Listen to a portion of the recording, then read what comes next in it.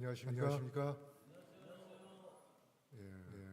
오늘 특별한 연주를 해주신 우리 서영춘 집사님, 제가 옛날 같은 교회에 다녔었습니다. 아름다운 찬양으로 영광 돌려서 감사합니다. 오늘 창세기에 나타난 십자가 예수님의 두 번째 시간, 아담과 십자가라는 그러한 내용으로 공부를 하겠습니다. 창세기 2장 7절 말씀 우리 다 같이 읽어볼까요? 시작. 여호와 하나님이 흙으로 사람을 지으시고 생기를 그 코에 불어넣으시니 사람이 생명이 된지라. 여기 하나님이 흙으로 사람을 지으시고 생기를 그 코에 불어넣으시니 했는데,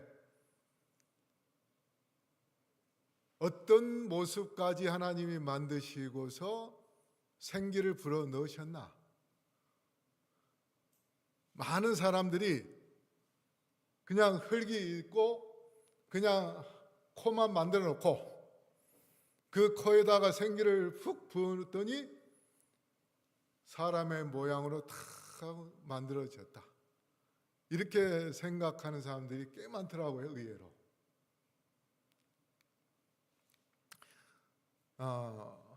그런데 여기 흙에다가 생기를 불어넣었더니 뭐가 됐다 했습니까?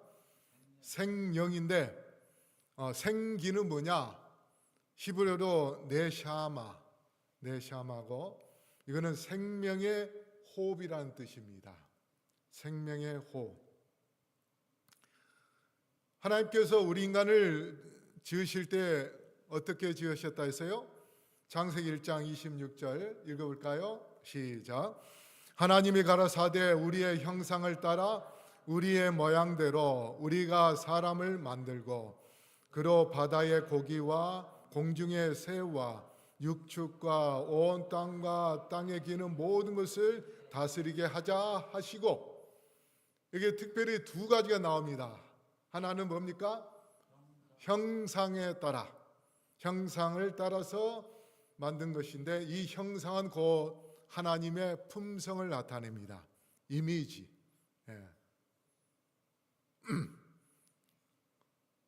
우리 임장로님 하면은 사람들이 어떤 이미지 딱 떠올릴 수 있는, 그게 뭐냐면 품성, 이미지, 그거를 이야기하는 것이고, 모양은 이제 어떤 모양을 갖추고 있나, 예적으로.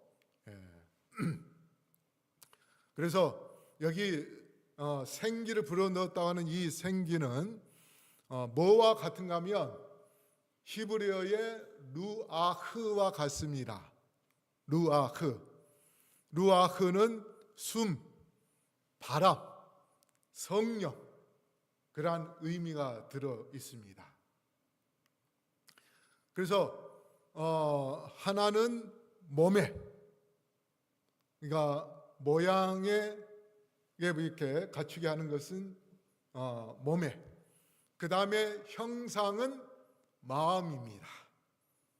그래서 하나님께서 우리의 몸과 마음을 만드셔서 누구를 닮게 하신 거예요? 하나님을 닮게 하신 겁니다. 몸만 닮는 것이 아니고 마음까지. 그래서 몸과 마음을 더하면은 뼘이 됩니다. 뼘. 자, 그러면 저는 이제 이 두 가지를 생기를 불어넣었다고 했는데, 그 생기를 불어넣은 것이 저는 두 가지 생기를 불어넣었다고 그렇게 봅니다. 이걸 여러분이 공부를 하면 이해가 될 거예요. 자, 첫 번째는 뭐냐? 모양의 생기인데, 이거는 이제 외적인 것인데, 육신이 생기가 들어감으로써 산 사람이 돼요. 피가 돌고 숨을 쉬고 오장육부가 활동하는 그러한 모양으로 갖춰집니다. 그 다음 두 번째는 뭐냐? 형상의 생기입니다. 형상의 생기. 그래서 이 형상의 생기가 우리 몸에 들어오면서 그것이 하나님의 품성을 갖추게 해준 그러한 생기입니다. 아마 이런 용어를 우리가 잘 쓰지 않기 때문에 좀 생소할 수 있습니다. 근데 제가 성경을 최근에 이렇게 연구를 하다 보니까 우리가 이 디테일하게 성경을 공부할 때 생기를 그냥 넣었다면 그냥 막연하게 생기를 넣었구나. 그냥 우리는 믿음이 좋아서 그렇게 믿었어요. 근데 이것을 좀 더 세분하게 이해를 하면, 세부적으로 우리가 잘 이해를 하면 우리가 품성을, 하나님의 잃어버렸던 품성을 어떻게 다시 되찾을 수 있는가?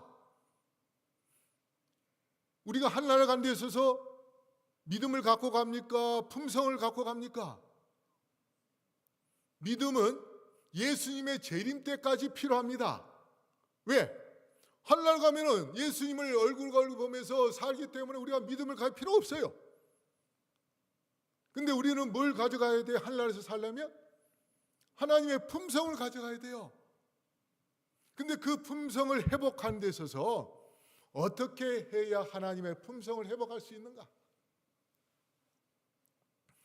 그거를 좀 더 우리가 알 필요가 있을 것 같아서 제가 좀 말씀을 드리는데,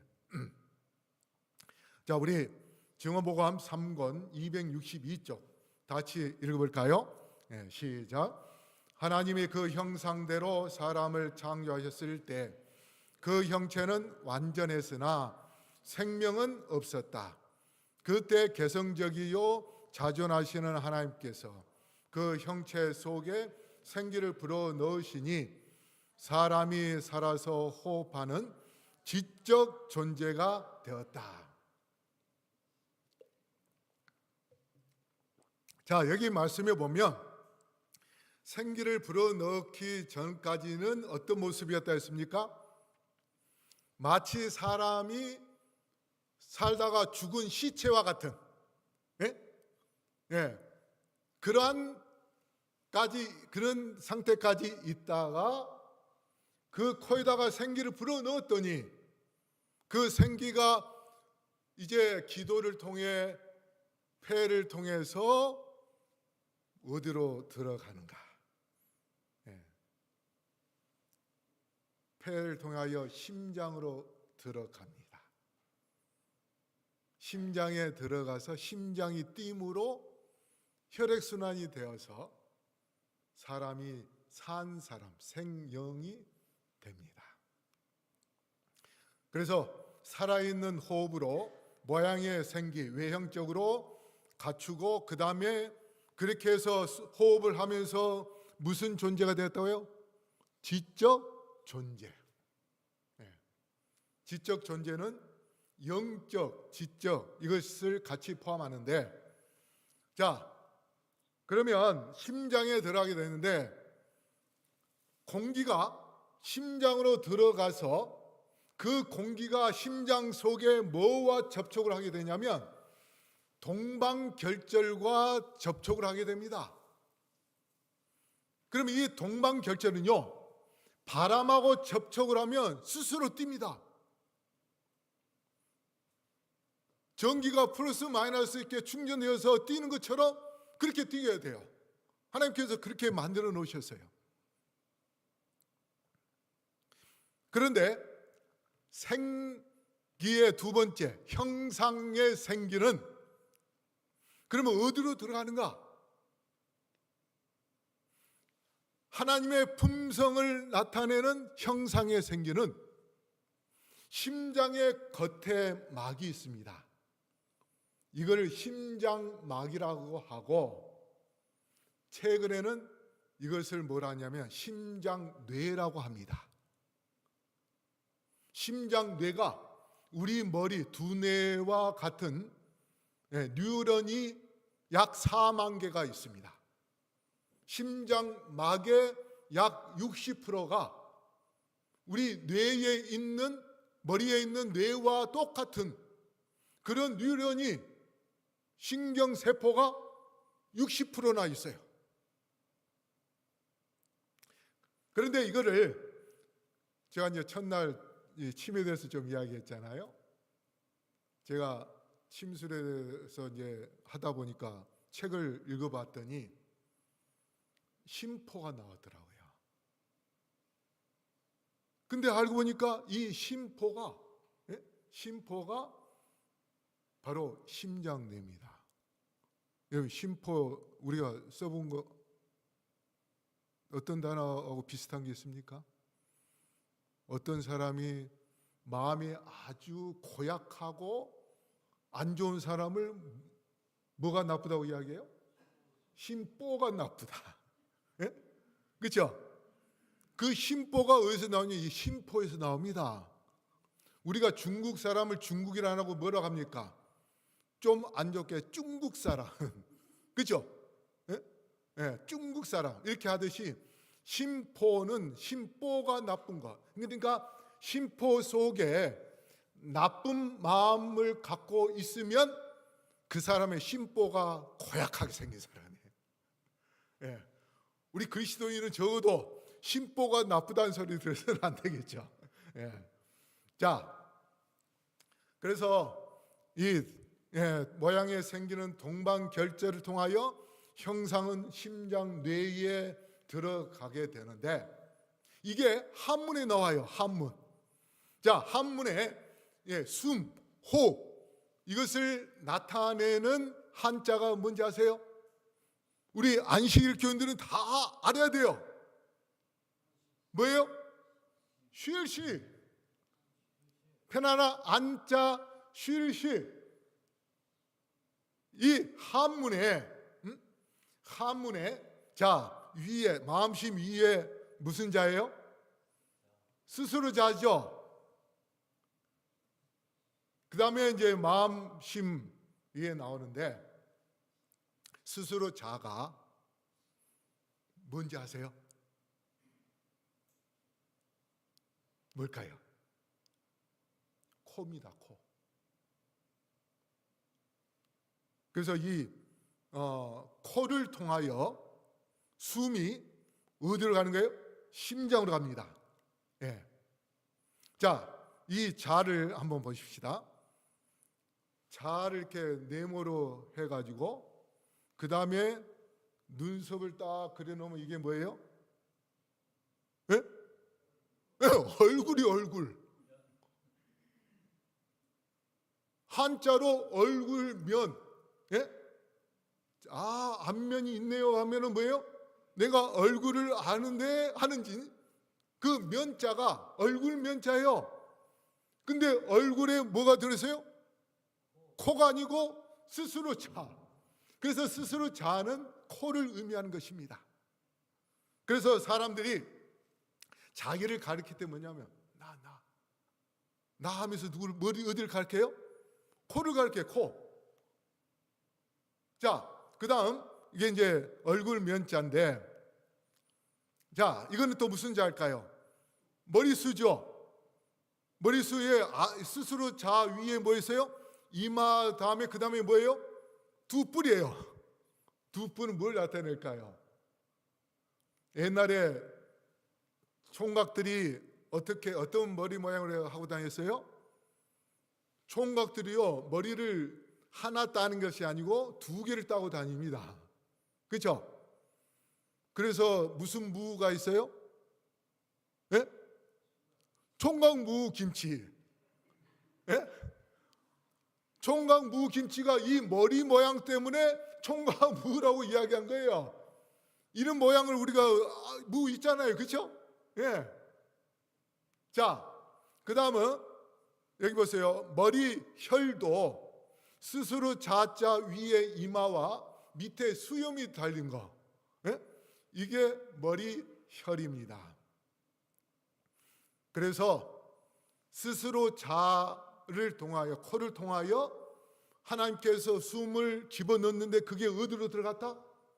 심장으로 들어간 거예요. 심장에 들어가서 동방결절과 마주치니까, 만나니까 동방결절이 스파크가 일어나면서 심장을 뛰게 하고, 예? 그 다음에 그 생기를 더 집어넣었더니 심장막에 들어간 것은 바람이 아닌 무엇인가 하면 예수님이십니다. 예수님의 빛을 집어넣어서 그것이 사람의 형상, 품성을 갖게 해 주셨습니다.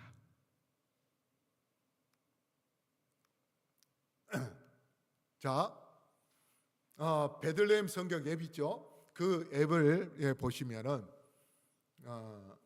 이 창세기 1장 26절에 대하여 이렇게 되어 있습니다. 우리 읽어볼까요? 시작. 하나님의 형상이 흙으로 형성된 인간의 육체에 있지 않고 인간에게 생기를 불어넣어 숨을 쉬게 만든 하나님을 영적, 지적, 도덕적으로 닮았다.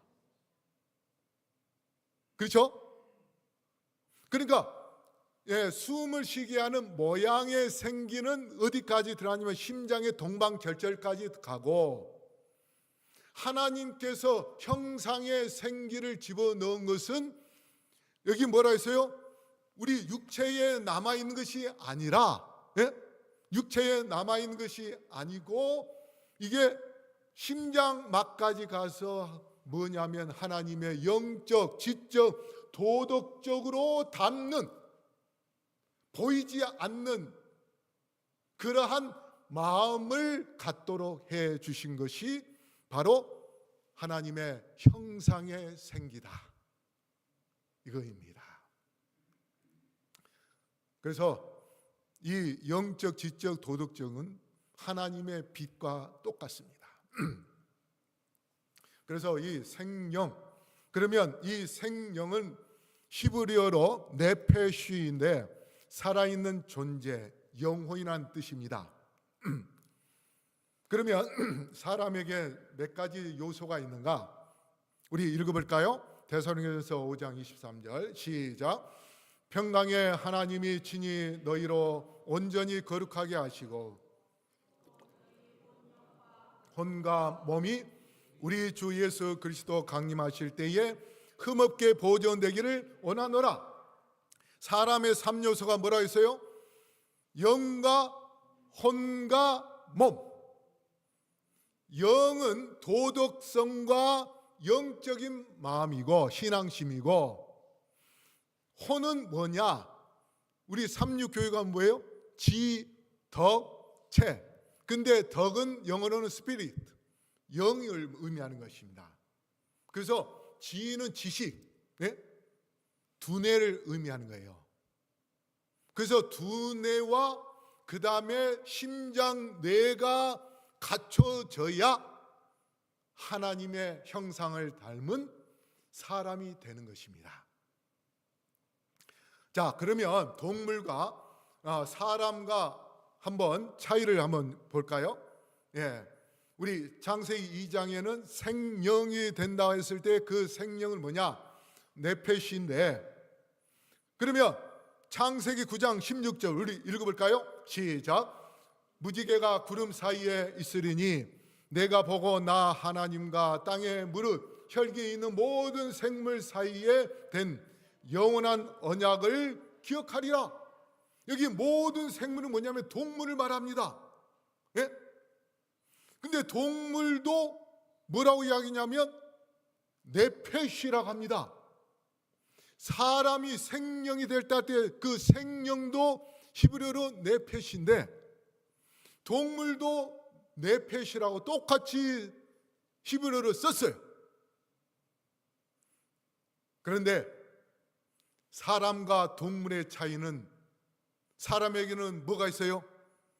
영이 있지만 동물에게 영이 있습니까? 없습니까? 우리 유장로님,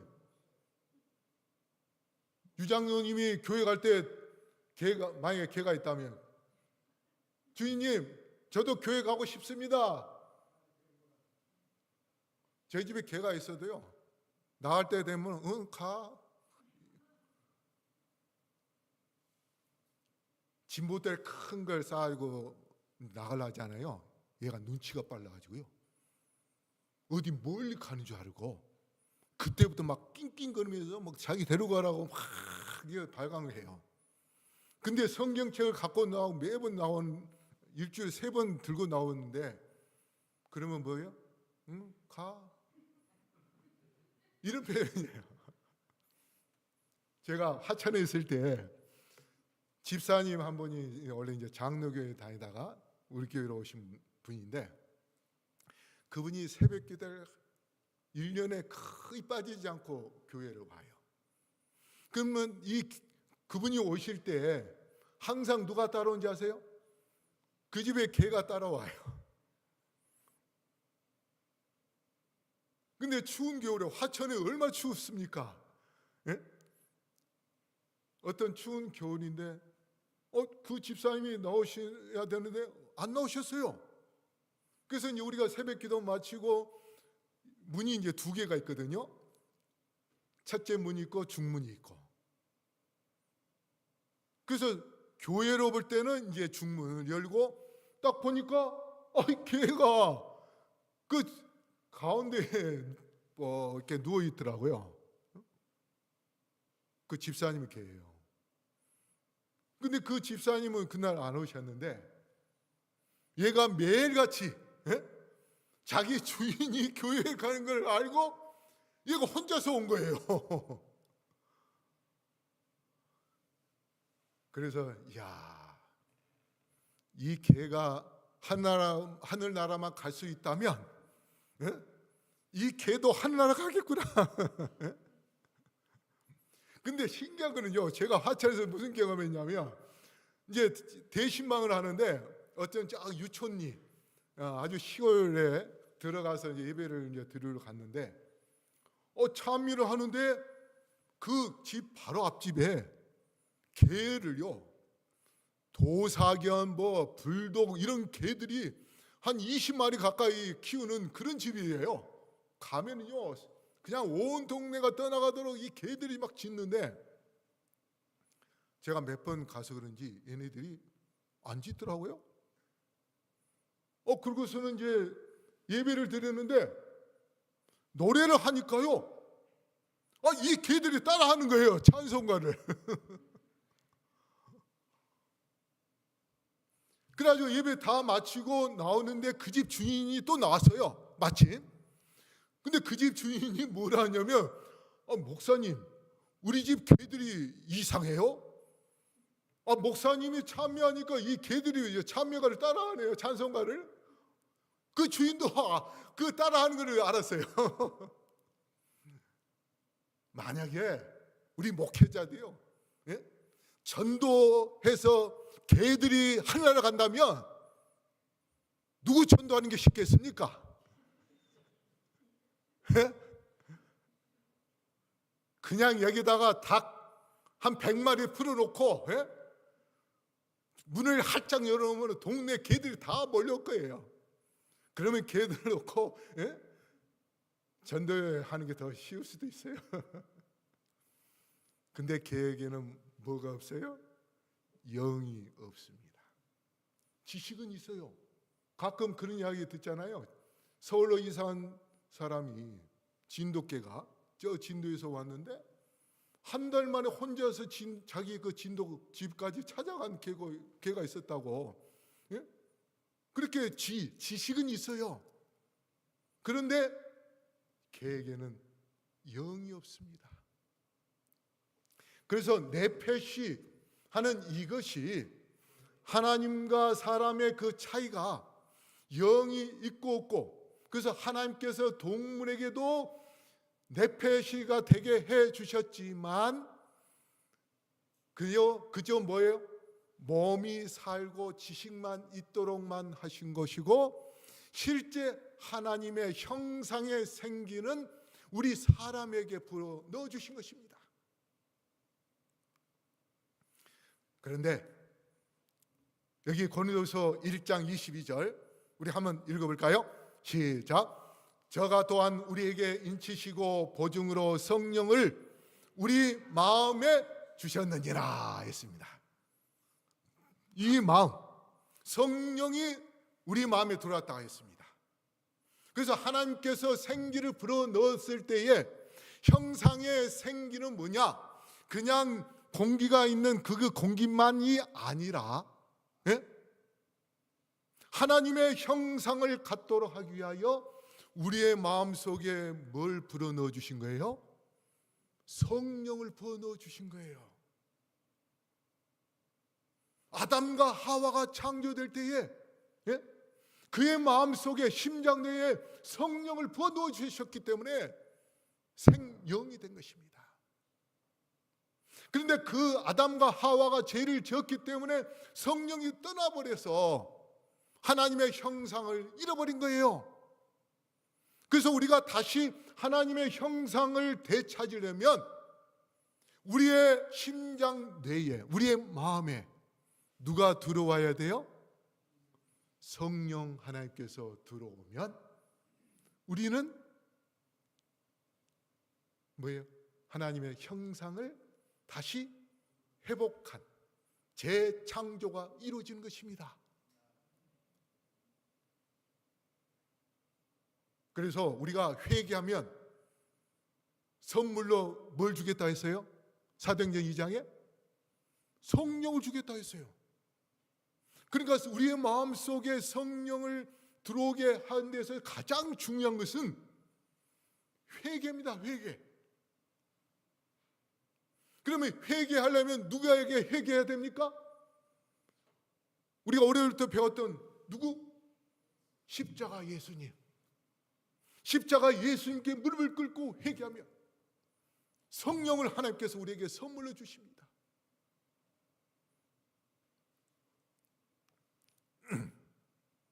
그런데 이 마음이 뭐냐면 헬라어로 카르디아고 히브리어로 레브입니다. 이 레브, 성령의 더하기 마음, 뭘까요? 심령. 한문이 참 이 성서적입니다. 성서적인 단어가 굉장히 많아요. 심령. 예. 자, 그러면 우리 한번 스가랴 12장 10절 읽어볼까요? 시작. 내가 다윗의 집과 예루살렘 거민에게 은총과 간과는 뭘 주었고? 심령을 주었고. 근데 이 심령이 뭔가? 히브리어로 루아흐. 뭐예요? 성령이 성령. 예.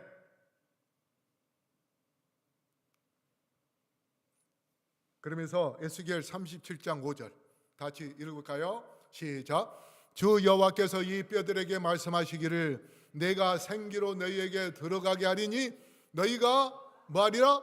살리라. 여기에 생기가 있는데 이 생기가 누굴까요? 이 생기도 바로 성령입니다. 루아흐입니다. 다시 말해서 이 에스겔은 누구를 대상으로 하는 선지자였습니까?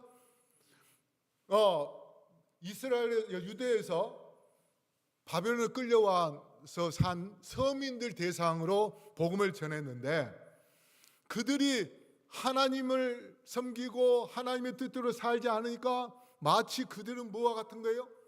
영적으로 죽어서 시체가 돼가지고 남은 뼈다귀만 돼 있는 그런 존재로 상징적으로 이렇게 보시면서 에스겔 선지자가 그들에게 뭐라고 이야기했어요? 이 뼈다구들아. 네? 그렇게 했는데 생기로 너희에게 들어가게 하리니 그렇게 말씀하신 겁니다. 다시 말해서 성령을 너희에게 들어가게 하겠다. 그러면 결국 유대인들에게 지금 성령이 있어요? 없어요? 없는 거예요. 그래서 영적으로 살아있는 사람이 되려면 그들에게 필요한 게 뭐예요?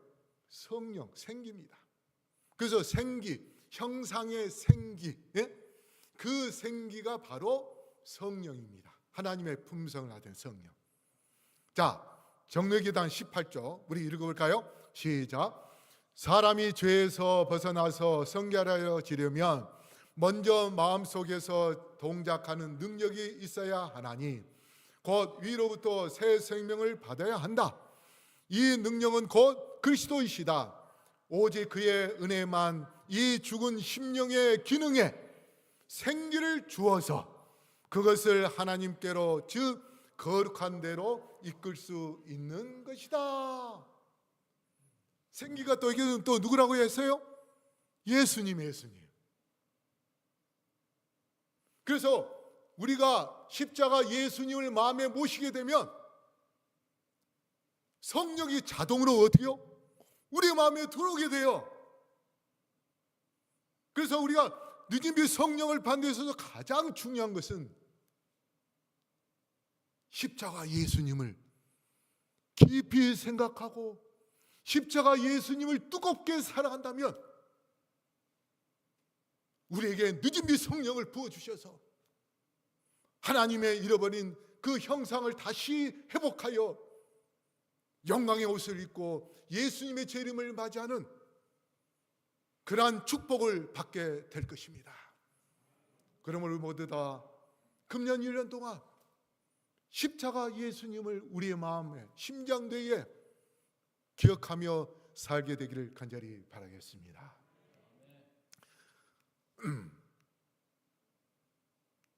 자, 그 다음 에베소서 3장 16절 같이 읽어볼까요? 시작. 그 영광의 풍성을 따라 그의 성령으로 말미암아 너희의 속사람을 능력으로 강건하게 하옵시며. 여기 뭐라고 되세요? 영광의 풍성을 따라 그의 성령으로 말미암아 뭐가 되고? 네, 속사람. 그러니까 성령이 들어와야만이 우리 속사람, 품성이 어떻게요? 능력을 갖고 강건하게 된다는 이 말씀은 잃어버렸던 하나님의 형상을 완전히 회복할 수 있다는 것을 의미하는 것입니다. 성령이. 예. 자, 그 다음 에베소 3장 16절 다시 읽을까요? 시작. 너희가 그리스도의 이름으로 욕을 받으면 복 있는 자로 다 영광의 영 곧 하나님의 영이 너희 위에 계심이라. 예, 여기 영광이에요. 예, 하나님의 영이. 그래서 하나님의 영이 우리의 마음속에 들어오실 때에 영광으로 회복하게 되는데 히브리서 1장 3절 다시 읽어볼까요? 시작. 이는 하나님의 영광의 강체시요 그 본체의 형상이라. 그의 능력의 말씀으로 만물을 붙드시며 죄를 성격케 하는 일을 하시고 높은 곳에 계신 위엄의 우편에 앉으셨느니라. 영광의 영이 들어옴으로써 본체의 뭘요? 형상. 그래서 형상의 생기는 곧 누구다? 성령입니다. 성령. 자, 그 다음 성경 주소 창세기 1장 3절 말씀 같이 읽을까요? 시작. 빛은 언제나 하나님의 임재의 상징이었다. 이성적인 존재들이 도덕적이고 영적인 생명을 소유하고자 한다면 거룩한 빛이 필요하다. 하나님은 빛이다. 그러므로 마음의 거룩한 형상을 재창조하는 일이 신속히 진행되고 있는 자들에게 그는 오늘 또 다시 와서 빛이 있으라고 말함으로 죄의 그늘과 불암과 낙담을 몰아낸다. 그래서 그 코에다가 생기를 불어넣었다는 것은 결국 첫째 날 빛, 하나님께서 스스로 오르라고 하거든요. 스스로 나오는 그 빛이 이 지구를 비춰줬는데 바로 그 빛을 아담의 코를 통하여 심장 뇌에 불어넣어 주심으로써 그 빛을 통하여 아담과 하와가 거룩한 형상, 거룩한 품성을 갖게 된 것입니다. 그래서 이게 바로 형상의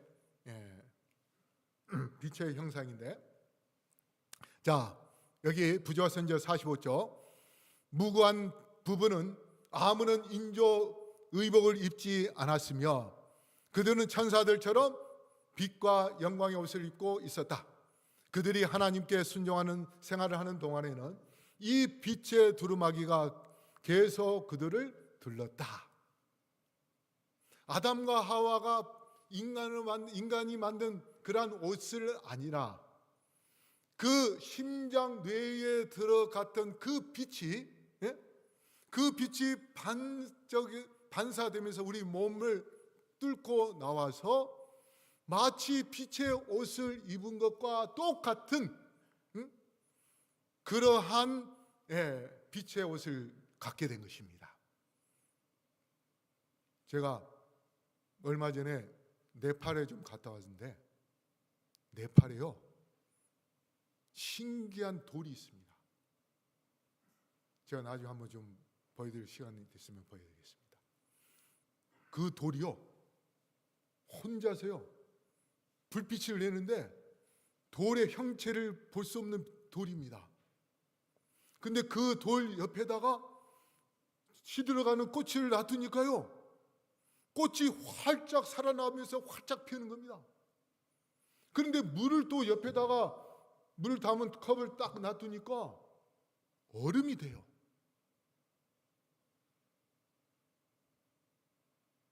그래서 우리가 영광의 옷을 입는다는 게 이 돌도 이렇게 막 눈이 부시도록 강한 빛을 내는 것을 보면서 와, 우리도 성령께서 우리의 마음속에 들어와서 그 빛이 우리 몸에 빛을 내게 한다면 정말 그 돌도 그렇게 강한 빛을 내는데 우리 몸도 그런 강한 빛이 나는 영광의 옷을 입게 될 것이구나 하는 것을 깨닫게 되었습니다. 자, 그래서 그 다음 성경 주석 창세기 2장 7절 한번 읽어볼까요? 시작. 모든 생명의 근원으로부터 생명을 주는 원리가 아담의 생명 없는 몸에 들어갔다. 생명의 불꽃이 그의 육체로 정화되도록 해준 매개체를 하나님의 뭐다? 생기라고 말한다. 생명의 불꽃이 바로 하나님의 생기라 했습니다. 자, 이제 이것을 좀 더 우리가 이해하는 데 있어서 중요한 성경절이 있습니다. 에스겔 36장 26절 다 같이 읽어볼까요? 시작.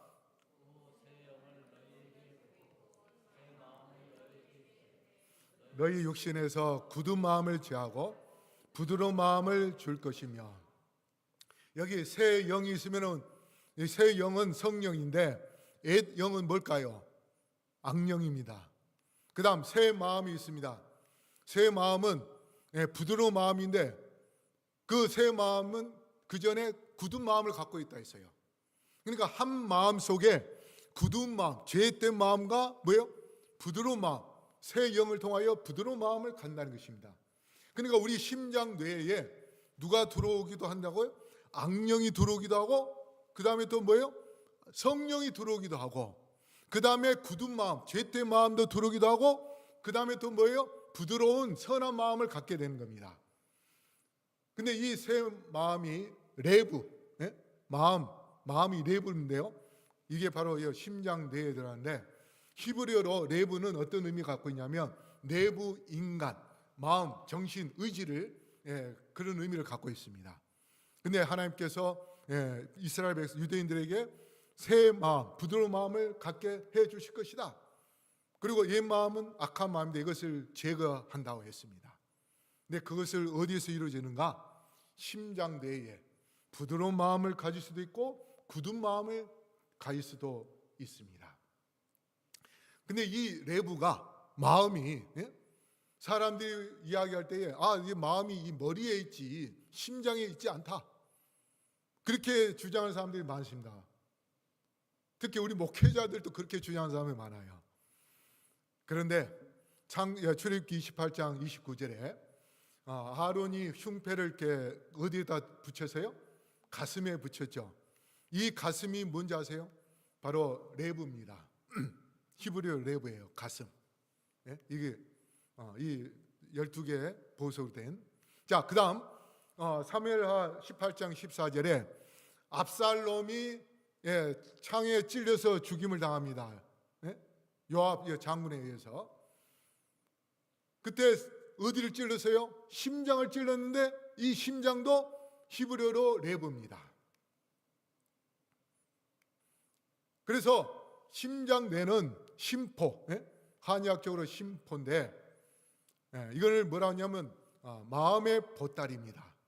자, 한번 보십시다. 애국심, 심자가 무슨 심이에요? 마음심이에요. 충성심, 배려심, 신앙심, 이타심, 경외심 다 어디에 있는 거예요? 우리의 심장에 있는 겁니다. 자, 그 다음에 반대로 이기심, 시기심, 질투심 이것도 다 심장에 있어요. 그래서 우리가 악한 마음, 굳은 마음을 제거하고 부드러운 마음을 갖게 되면 그 속에 성령이 들어오면 구원의 기쁨을 갖게 될 때에 우리에게 놀라운 치유의 축복을 경험하게 될 것입니다. 그래서 잠언 17장 22절에 마음의 뭐예요?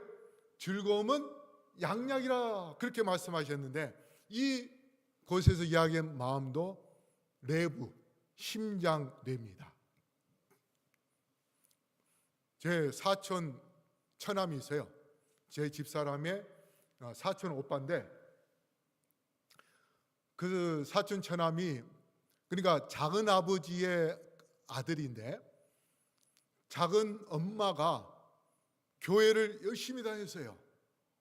왜냐하면 저희 장모님이 우리 교회 집사님인데 시집 오면서 원래 장로교회 다니다가 우리 재림교회로 다니게 되었습니다.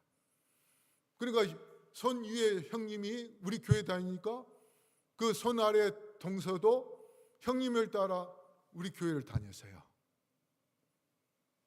그래서 그 처남도 고등학교 다닐 때까지 교회를 다녔어요. 그런데 제 집사람의 작은 엄마가 일하다가 돌아가셨어요. 거기에 충격을 받아가지고 작은 처남이 그때부터 교회를 안 다녔습니다.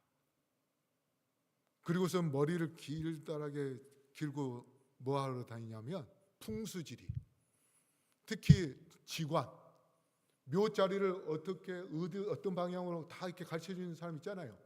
그런 일을 하고 다녔어요. 미신을 믿었어요. 그러다가 제가 서울삼위중학교에서 이제 잠실을 갔었는데 잠실 교회에 있을 때 그 처남한테 전화 왔어요. 전화 하면서 뭐라냐면 현대 아산병원에 있다는 거예요. 그러면서 자기가 위암 진단을 받았는데 한 달 뒤에 수술하러 왔다는 겁니다. 그러면서 뭐라 하냐면 위를 거의 다 잘라내게 생겼다는 거예요. 그러면서 요양원을 가고 싶다고 해가지고 에덴 요양병원에 이제 같이 갔습니다. 거기서 이제 신앙을 다시 갖게 되고 그 다음에 우리 교단의 음식을 이렇게 해서 치료 방법으로 이제 한 달 동안 그렇게 하다가 아산병원에 이제 수술 한 달 뒤에 오라 해서 예약만 해놓고 그래서 이제 수술하러 갔는데 다시 MRI 찍고 다 찍어보니까 의사가 똑같이 거의 위를 다 잘라내야 됩니다. 그렇게 이야기를 했다는 거예요. 그래서 11시에 수술하러 수술실에 들어가면 이제 10시에 가서 기도를 했어요. 처남 손을 잡고 하나님께 기도했습니다. 그랬더니 기도 끝나고 난 다음에 그 처남이요 저한테 목사님, 이제 저한테는 항상 목사님이라고 이야기해요. 내 마음이 굉장히 편하다고. 그리고서는 수술실에 들어갔다가 수술 끝나고 나와서 그 처남댁이 저한테 전화를 했는데, 분명히 들어가기 전에는요 위를 거의 잘라내야 된다고 했는데 절반만 잘랐고, 그 시간에 암이 줄어드는 거예요. 그리고 의사가 암 잘라내고 난 다음에 암 뿌리를 이렇게 흔들어 보니까요, 암이 뿌리채 뽑혀 나오더라는 거예요.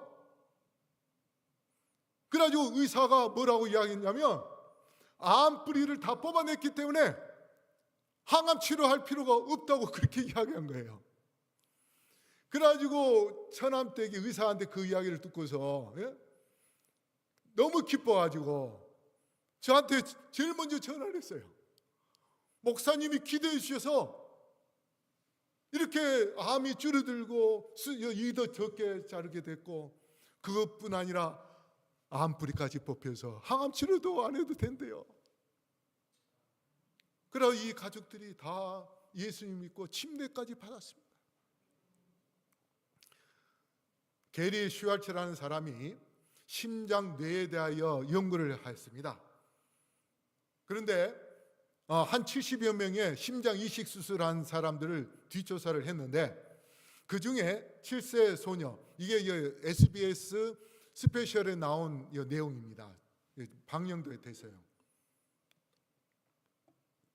근데 7세 소녀가 소년의 심장을 이식 수술을 받았습니다. 소년은 죽었어요. 살해당해가지고. 근데 이 심장 수술을 받았던 이 소녀가 좀 지나고 악몽을 꾼 거예요. 어떤 살인마가 쫓아다니면서 막 죽이는 거예요. 그걸 2번이나 봤어요. 꿈을 꿨어요.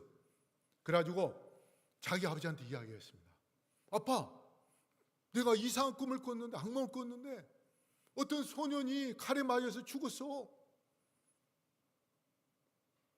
그래서 이제 그 아버지가 병원의 의사한테 찾아갔대요. 우리 아이가 이런 꿈을 꿨다는데 그 심장을 가진 아이가 어떻게 죽었습니까? 물어봤더니 살인자한테 칼 맞아서 죽었다는 거예요. 그래요?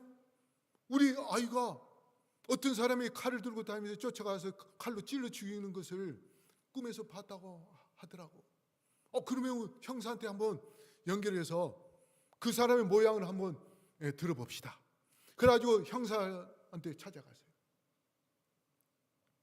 그래서 이 소녀가 모양 다 이야기를 설명을 했어요. 그랬더니 형사가 제일 첫 번째 용의자 선상에 올렸던 사람의 모습과 똑같은 거예요. 그래서 그 소년이 죽은 자리에 가까이 가서 찾아보니까 그 아이를 죽인 칼이 거기서 발견된 거예요. 지문도 나오고. 그래가지고 그 살인자를 잡게 되었습니다. 그래서 이 슈왈츠 박사가 심장내에 저장된 기억은 누구 것이에요? 소년 거예요. 수술을 했는데 그 심장내의 기억이 새로운 주인의 뇌의 기억으로 나온 거예요. 근데 거기 SBS 스페셜에 보면요, 양이 지금 의사들은 그걸 인정을 안 합니다. 근데 제 친구가 미국에서 목회했던 친구가 있는데, 제가 그 이야기를 했더니 그 친구가 저한테 그래요. 야, 우리 그 친구가 덴버 교회에 있었거든요. 야, 우리 교회 장로님이 외과 의사인데 심장 수술을 아주 전문적으로 하신 분인데 그분이 심장뇌가 있다고 이야기하더라. 그래? 그러면서 그분이 여수 요양병원에 계신다고, 고길산 원장님이세요. 그분하고 통화를 했어요. 직접 물었더니 심장뇌가 있다는 거예요. 자기가 심장 수술을 해보면서 자기가 심장뇌가 있다는 것을 깨닫게 됐다는 거예요. 자, 그런데 고린도서 3장 3절 다 같이 읽을까요? 시작. 너희는 우리로 말미암아 나타난 그리스도의 편지니 이는 먹으러 쓴 것이 아니요 오직 살아계신 하나님의 영으로 한 것이며 또 돌비에 쓴 것이 아니요 오직 뭐예요? 육의 신비에 쓴 것이라. 이 신비는 뭡니까? 마음판입니다. 마음판, 곧 심장뇌예요. 심장뇌에다가 성경 말씀 진리를 쓴 것입니다. 그래서 청년의 번역 기별 69쪽 다시 읽을까요? 시작. 순결한 원칙을 우리의 마음속에 간직하지 않으면 안 된다. 진리를 신비에 새기지 않으면 안 된다. 하나님의 말씀을 어디에 새기라고요? 두뇌가 아니라 심장뇌의 신비, 마음판에 새기라. 그렇게 말씀을 하신 것입니다. 그리고 또 잠언 3장 3절 다시 읽을까요? 시작. 인자와 진리로 내게서 떠나지 않게 하고 그것을 내 목에 매며 내 마음판에 새기라. 여기서 이야기한 마음판에 새기라 하는데 새기라는 것은 뭐냐면 기록하라, 기억하라는 그런 의미입니다. 옛날에 우리가 핸드폰 없을 때는 일반 전화번호를 잊어버릴까 봐 어디다 썼어요? 손바닥에 썼잖아요. 그래가지고 어떻게요? 계속 손바닥 보면서 가고. 기록했다는 것은 뭐예요? 기록했다는, 기억한다는 것입니다. 마음판에 새기라, 기록하라는 말은 심장뇌의 진리를 기억하여 저장하라 하는 그러한 말씀입니다. 그래서 부조와 선지자 372쪽에 돌판에 새겨진 같은 율법이 성령에 의하여 마음판에 기록된다. 그러니까 우리 마음에 기록한 것은 누구에 의해서 기록을 해야 된다고요? 성령에 의해서. 성령이 우리 심장뇌에 들어와 있다 있지 않습니까? 그래서 그 성령이 우리에게 감동할 때에 뭐예요? 마음판에 새겨지는 겁니다. 우리 신목사님도 아마 그런 경험을 많이 하실 거예요. 설교 준비하다가 보면 막상 어떤 중요한 말씀이 잘 이해가 안 될 때도 있죠. 준비하다 보면. 근데 설교 준비를 하고서 그게 잘 이해가 안 돼서 답답한 마음으로 이제 잠을 자요.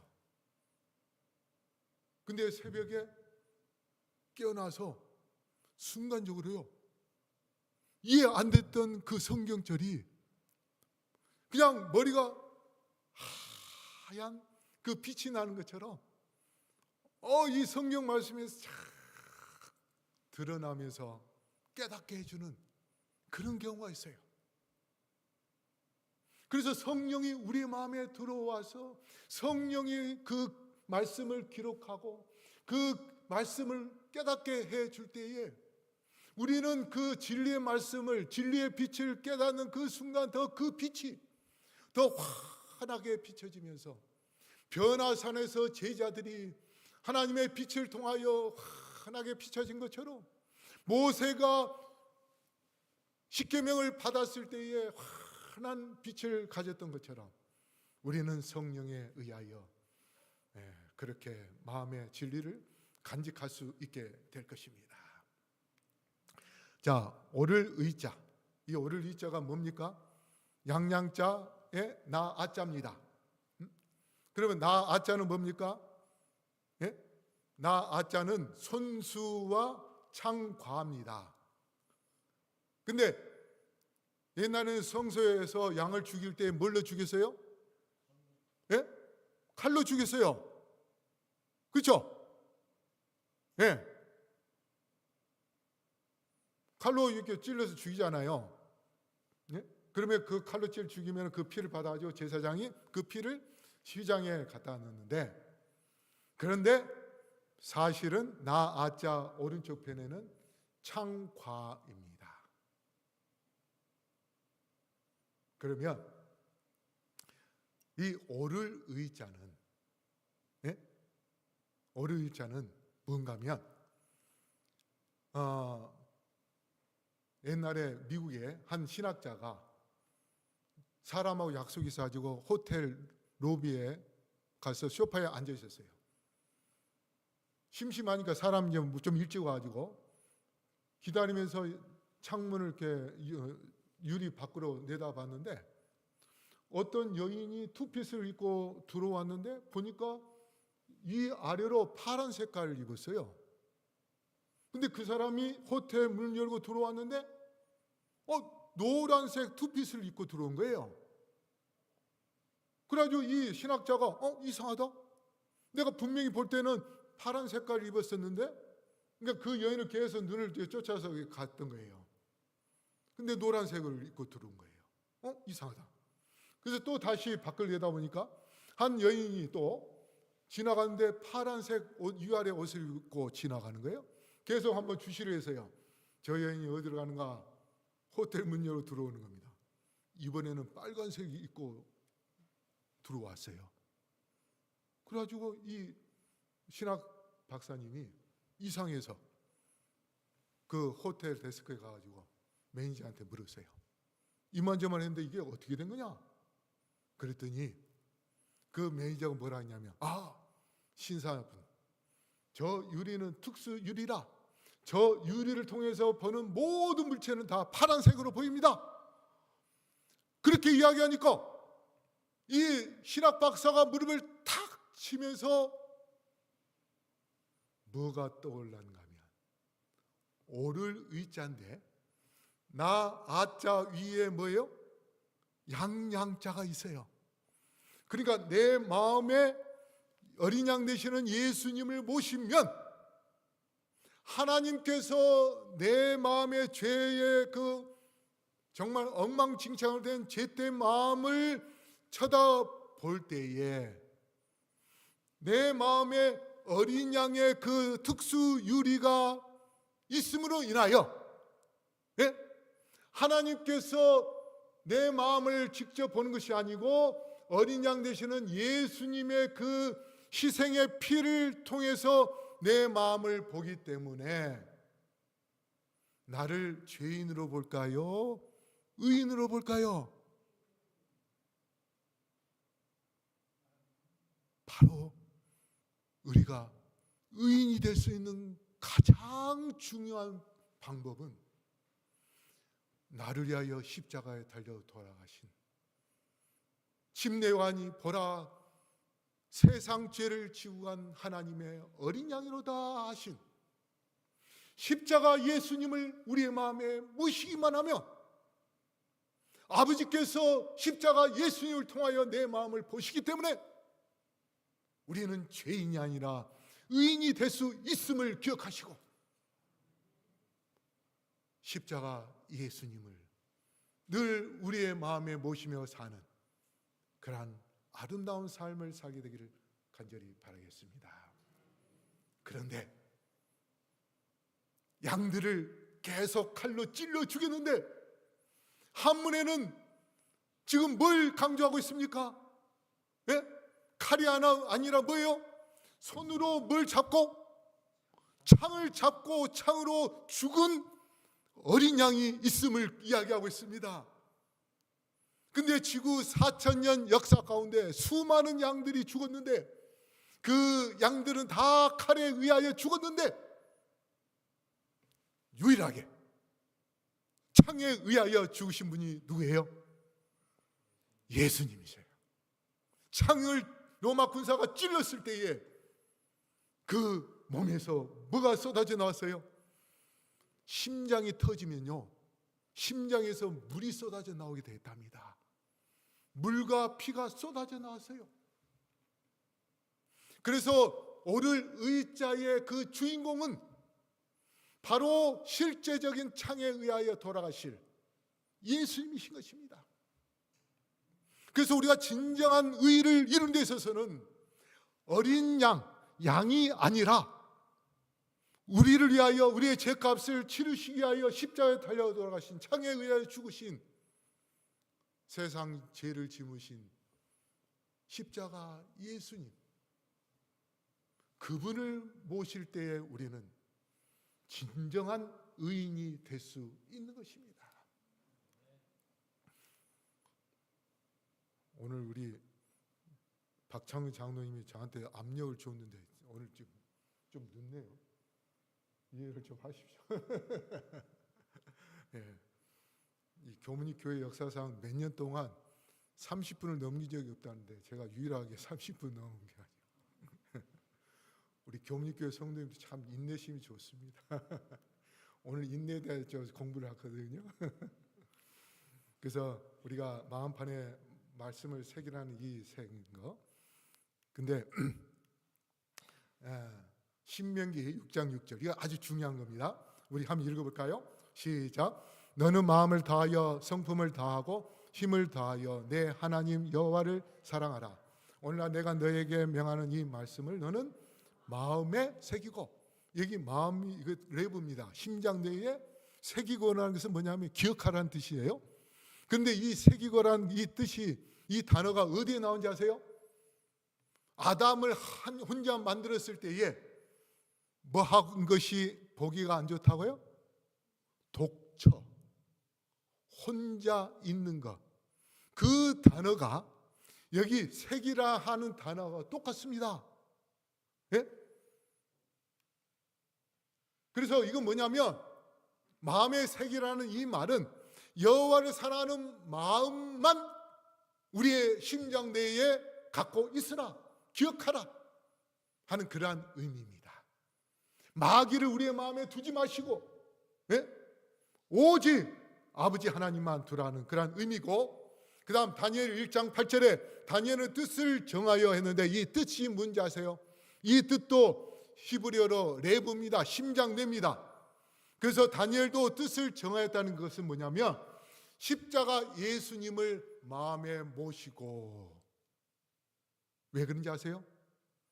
다니엘은 예언으로 뭘 봤습니까? 예? 예수님이 십자가에 달려 돌아가신 것을 다니엘은 예언으로, 환상으로 봤습니다. 70일의 마지막 일에, 예? 거기에 절반이 뭐예요? 십자가 달려 돌아가실 예수님에 대하여 그리 기록되지 않았습니까? 실제 다니엘이 십자가 달려 돌아가실 예수님을 봤습니다. 자, 이제 거의 다 끝나갑니다. 계시록 14장 12절에 성도들의 인내가 여기 있나니 저희는 하나님의 계명과 예수 믿음을 지키는 자라 했는데, 성도들의 인내, 자, 인자가 참을 인자입니다. 이게 뭐냐면 위에 있는 것은 뭘까요? 예? 그럴 줄 알았어요. 칼도라고 대답할 줄 알았어요.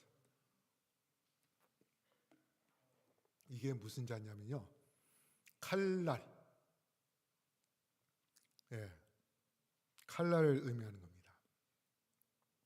그 다음에 마음심, 그러니까 칼로 마음을 도려내는 것, 이게 인내입니다. 옛날에 여인들이 마음에 뭘 품었어요?